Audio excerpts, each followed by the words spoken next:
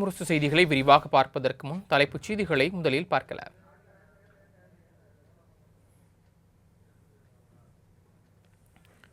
எரிவாயு சிலிண்டர் தட்டுப்பாடு காரணமாக சென்னை தியாகராய நகரில் உள்ள உணவகம் விடுமுறை அறிவிப்பு. வணிக பயன்பாட்டிற்கான சிலிண்டருக்கு தட்டுப்பாடு நிலவுவதால் ஹோட்டல் தொழில் கடுமையாக பாதிப்பு.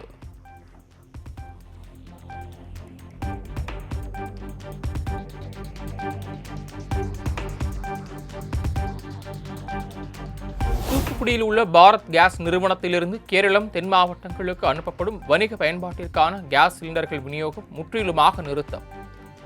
உணவக உரிமையாளர்கள், தேநீர் கடைக்காரர்கள் உள்ளிட்டோர் கடுமையாக பாதிப்பு.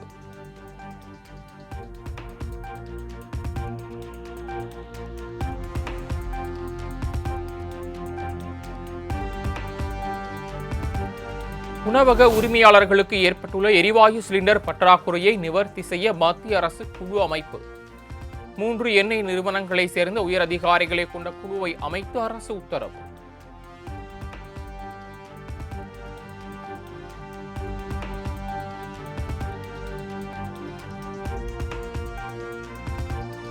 இந்தியாவில் சிலிண்டர் தட்டுப்பாடு என்பது இல்லை என மத்திய அமைச்சர் பியூஷ் கோயல் பேட்டி. எரிபொருள் இருப்பு குறித்து அந்தந்த துறையை அறிக்கை விரைவில் வெளியிடும் என தகவல்.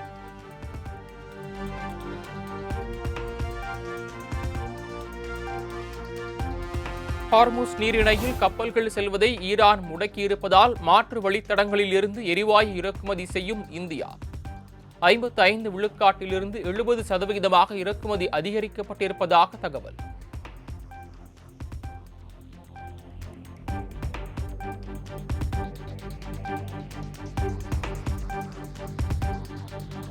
எல்பிஜி சிலிண்டர் உற்பத்தியை அதிகரிக்க நடவடிக்கை எடுக்கப்பட்டுள்ளதாக இந்தியன் ஆயில் நிறுவனம் அறிவிப்பு. உள்நாட்டு நுகர்வோர் மற்றும் மருத்துவமனைகள், கல்வி நிறுவனங்களுக்கு கிடைப்பதில் முன்னுரிமை என விளக்கம்.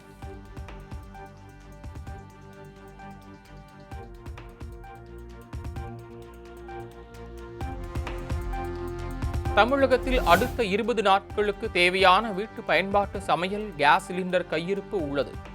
தங்கு தடையின்றி கேஸ் சிலிண்டர் விநியோகம் செய்ய மத்திய அரசுக்கு கடிதம் எழுதியுள்ளதாக தமிழக அரசு தகவல்.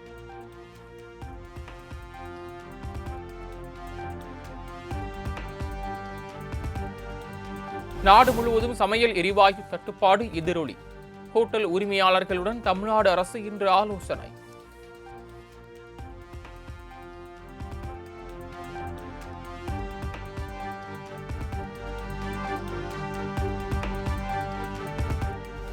சென்னையில் உள்ள பல்வேறு வணிக ரீதியான எல்பிஜி நிரப்பு மையங்களில் போதிய இருப்பு இன்றி தட்டுப்பாடு. வணிக பயன்பாட்டிற்கான எல்பிஜி உற்பத்தி நிறுத்தப்பட்டிருப்பதால் ஆட்டோ ஓட்டுநர்கள் அவதி. வாழ்வாதாரம் ஓரளவு வீட்டு சிலிண்டர் இப்போ கிடைக்கல. புக் பண்ணால் நீங்கள் ஆன்லைனில் புக் பண்ணால் புக்கிங்கே ஆகலை. ஏன்னா எல்லாமே சிலிண்டர் தட்டுப்பாடு, அதனால் புக்கிங்கே ஆகலை. ரொம்ப கஷ்டமாக இருக்குது. அங்கே டி நகர் பஸ் ஸ்டாண்ட்லேருந்து ஆட்டோ நிற்குது. இங்கே வந்து 2 மணி நேரம் 3 மணி நேரம் ஆகுது. இன்றைக்கி இந்த நிலைமை இன்னும் வரப்போகிற நாட்களில் என்ன ஆகும்னு எங்களுக்கு தெரியல. அதனால் எங்களுடைய ஆட்டோவுடைய வாழ்வாதாரம் ரொம்ப பாதிக்கப்பட்டிருக்கு. மத்திய அரசு என்ன பண்ணு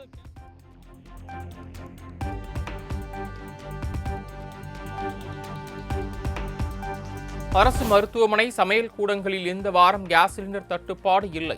அடுத்த வாரத்திற்கு மின்சார அடுப்பு, விறகு அடுப்புகளை தயார் செய்ய மக்கள் நல்வாழ்வுத்துறை அமைச்சர் மா சுப்பிரமணியன் அறிவுறுத்தல்.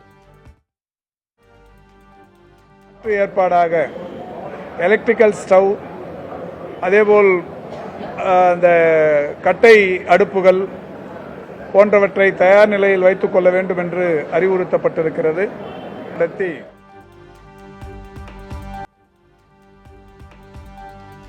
IAS அதிகாரிகள் என அலட்டல் வேண்டாம், அன்பாகவும் அடக்கமாகவும் பணியாற்றுங்கள் என UPSC தேர்வில் வெற்றி பெற்ற மாணவர்களுக்கு முதலமைச்சர் மு.க. ஸ்டாலின் அறிவுரை. சமூகம், குடும்பம் என இரண்டையும் கவனித்துக் கொள்ளுங்கள் எனவும் அட்வைஸ். அலட்டலாம் இருக்கணும்னு அவசியம் இல்லை. சாதாரண மக்கள் கிட்ட கூட அன்பா பண்பா நடந்துக்கிட்டு அதுதான் உங்க பேரை காலத்துக்கும் நிலைக்க செய்யும். ஒரு தேவை அமையவில்லை. 30 ஆண்டுகளுக்கு மேல தொடர்ச்சியா உங்க பணியை செய்யக்கூடிய வாய்ப்பு உங்களுக்கு இருக்கு. நம்ம அது எல்பிஜில வந்துரும். இது வந்து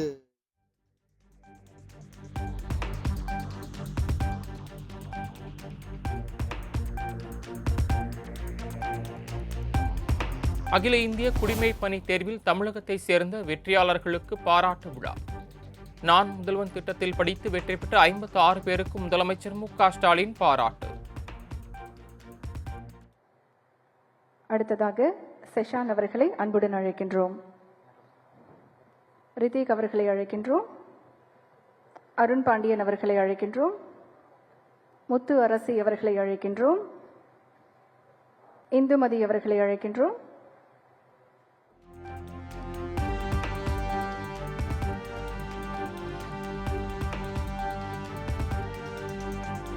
தமிழ்நாடு முழுவதும் 10ஆம் வகுப்பு பொதுத் தேர்வு தொடக்கம். சுமார் 4219 மையங்களில் நடக்கும் தேர்வில் 9,09,000 பேர் எழுதுகின்றனர்.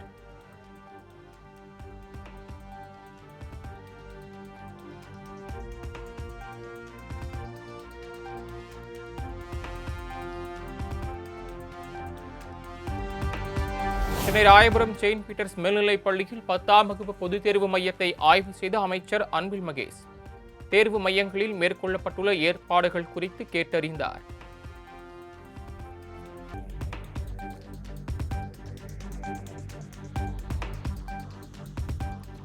காரைக்குடியில் காங்கிரஸ் எம்பி கார்த்தி சிதம்பரம் அலுவலகம் மீது பெட்ரோல் குண்டு வீச்சு.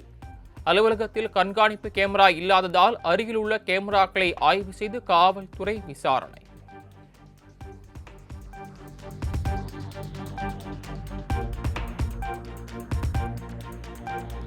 சென்னையில் ஆபரண தங்கத்தின் விலை சவரனுக்கு 560 ரூபாய் உயர்ந்து ஒரு சவரன் 1,20,960 விற்பனை. கிராமுக்கு 70 ரூபாய் உயர்ந்து 1 கிராம் 15,120 விற்பனை.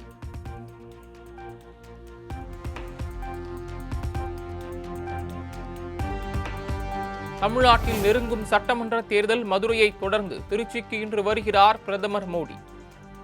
மிக பிரம்மாண்டமாக நடைபெறவுள்ள பொதுக்கூட்டத்திற்கான இறுதிக்கட்ட பணிகள் தீவிரம்.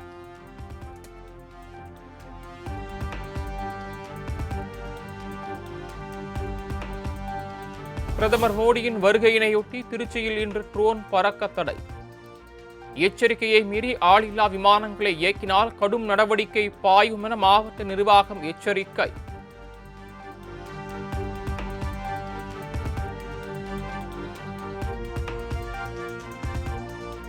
தமிழ்நாட்டில் இன்று ஒரே நாளில் 6 விரைவு ரயில்கள் சேவை தொடக்கம்.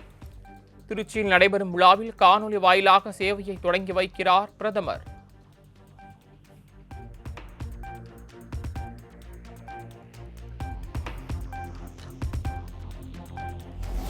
தேசிய ஜனநாயக கூட்டணி வலுப்பெறுவதால் அதிர்ச்சியில் உள்ளது திமுக. திமுகவின் தவறான நிர்வாகத்தையும் நிறைவேற்றாத வாக்குறுதிகளையும் தமிழக மக்கள் நன்கு அறிவார்கள் என பிரதமர் மோடி எக்ஸ் தளத்தில் பதிவு.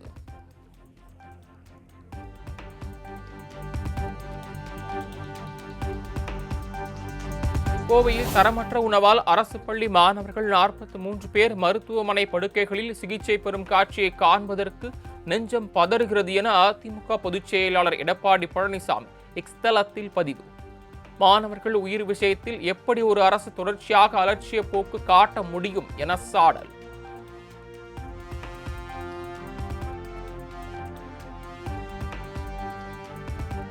தமிழக சட்டமன்ற தேர்தலை சந்திக்க தயாராகி வரும் விஜயின் தமிழக வெற்றி கழகம். முதற்கட்டமாக 60 வேட்பாளர்களை தேர்வு செய்தார் தவேக தலைவர் விஜய்.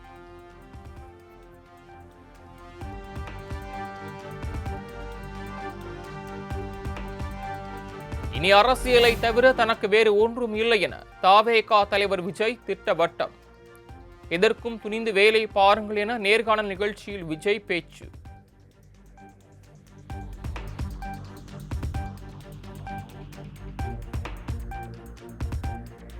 விழுப்புரம் மாவட்டம் தைலாபுரம் இல்லத்தில் பாமக நிறுவனர் ராமதாசுடன் சசிகலா சந்திப்பு. சட்டமன்ற தேர்தலில் இருவரும் எந்த நிலைப்பாடும் எடுக்காத நிலையில் ஆலோசனை.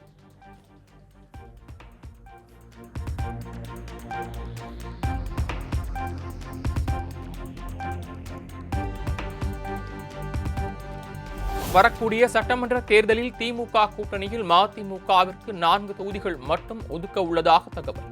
சென்னை எழும்பூரில் மதிமுக தலைமை அலுவலகத்தில் இன்று உயர்நிலை கூட்டம் நடைபெறும் என வைகோ அறிவிப்பு.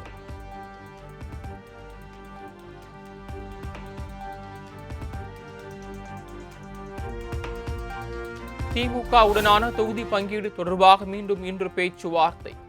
கடந்த முறை போட்டியிட்ட தொகுதிகளை விட கூடுதல் தொகுதிகள் வேண்டுமென கேட்டிருப்பதாக சிபிஎம் மாநில செயலாளர் பே. சண்முகம் பேட்டி.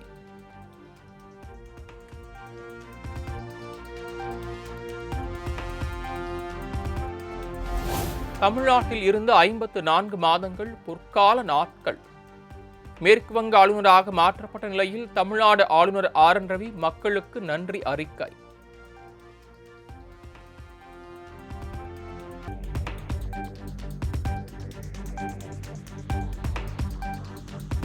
தமிழ்நாட்டின் பொறுப்பு ஆளுநராக ராஜேந்திர விஸ்வநாத் நாளை பதவியேற்பு. புதிய ஆளுநருக்கு உயர்நீதிமன்ற தலைமை நீதிபதி பதவி பிரமாணம் என தகவல்.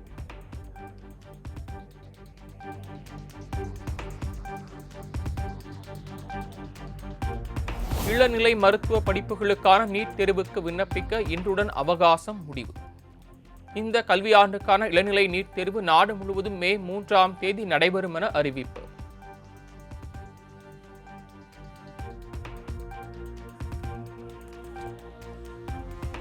கிராமப்புற வீட்டு குடிநீர் வழங்கும் ஜல்ஜீவன் திட்டத்தை வரும் 2028ஆம் ஆண்டு வரை நீட்டிக்க மத்திய அமைச்சரவை ஒப்புதல். இந்த திட்டத்திற்கான மொத்த நிதியை 8.7 லட்சம் கோடியாக அதிகரிக்கவும் சம்மதம்.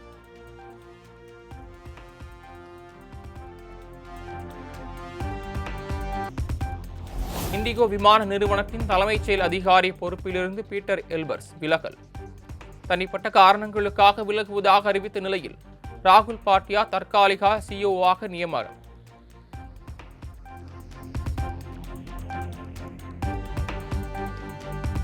ஈரானின் 46 போர்க்கப்பல்களை மூழ்கடித்ததன் மூலமாக அவர்களின் 90 விழுக்காடு ஏவுகணைகள் அழிக்கப்பட்டதாக அமெரிக்க அதிபர் ட்ரம்ப் தகவல். போர் கப்பல்களை கைப்பற்றுவதை விட மூழ்கடிப்பது வேடிக்கையாக இருக்கும் என ட்ரம்ப் கருத்து.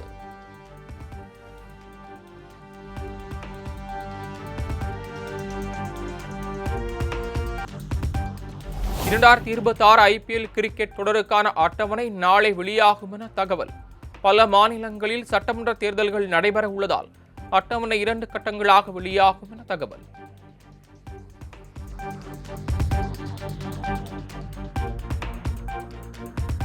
T20 உலகக்கோப்பை இறுதிப் போட்டியில் விதிமீறல் காரணமாக வேகப்பந்து வீச்சாளர் ஹர்ஷ்தீப் சிங்கிற்கு போட்டி ஊதியத்தில் 15 விழுக்காடு அபராதம். நியூசிலாந்து வீரர் மிச்சல் மீது பந்தை ஆக்ரோஷமாகவும் பொருத்தமற்ற முறையிலும் எறிந்ததால் நடவடிக்கை.